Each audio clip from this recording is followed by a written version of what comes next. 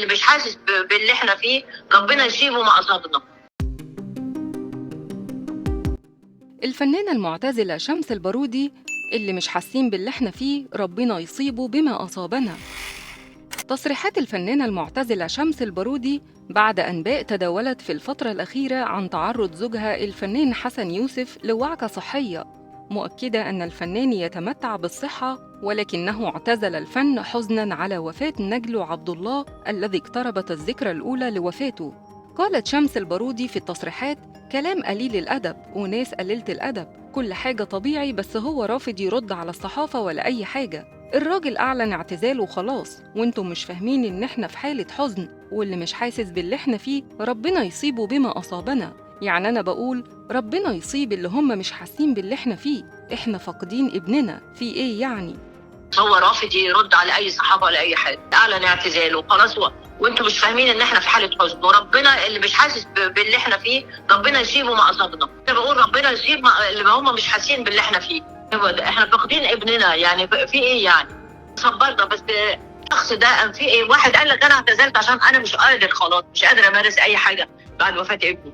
الفنان حسن يوسف يتمتع بالصحة، هو بخير الحمد لله والشكر لله، وبنروح النادي وبنتحرك وأهلنا بيجولنا وكل شيء طبيعي الحمد لله. ولادي في شغلهم، محمود وعمر ونريمان في شغلهم بس بيجولنا، يعني أكيد مش هيسيبوا بيوتهم وأشغالهم ويجوا يقعدوا معانا. في ناس بيحصل لهم حاجات كده وبيعدوها وبيمشوا وبيمارسوا حياتهم عادي، لكن احنا مش عارفين نمارس حياتنا عادي خلاص.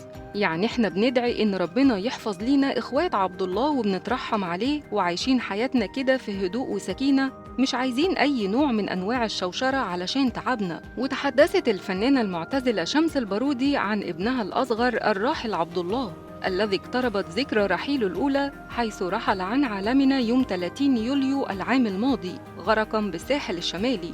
وقالت شمس البارودي في تصريحاتها: اتعمل حاجات خير لعبد الله الحمد لله من وقت وفاته، لكن مش هنقول عليها، بس الحمد لله كل حاجة اتعملت وبزيادة علشان روحه تبقى مرتاحة. الحمد لله بيجيلي وبيجي لأبوه، الحمد لله قلبي مرتاح واطمنت عليه وعلى مكانته بفضل من الله ونعمه. في ناس معرفهاش بتعمل خاتمة قرآن لعبد الله، الحمد لله هو حبيبي كان قبل وفاته ب5 أيام بيقول عايز أروح مكة، وإحنا بنروح هناك وبنعمل عمرة كتير، وأنا بقول إن روحه هناك وبيتمتع بالحرمين والله أعلم. كل غيب في يد الله، وإحنا مؤمنين بقضاء الله ولكل أجل كتاب، وكلنا رايحين مفيش حد قاعد، وإن شاء الله يكون لقائنا معاه في الجنة لأنه شهيد. وأعلنت الفنانة شمس البارودي اعتزال زوجها الفنان حسن يوسف نهائياً، موضحة أنه لم يستطع العودة لممارسة حياته بشكل طبيعي منذ وفاة نجلهما عبد الله،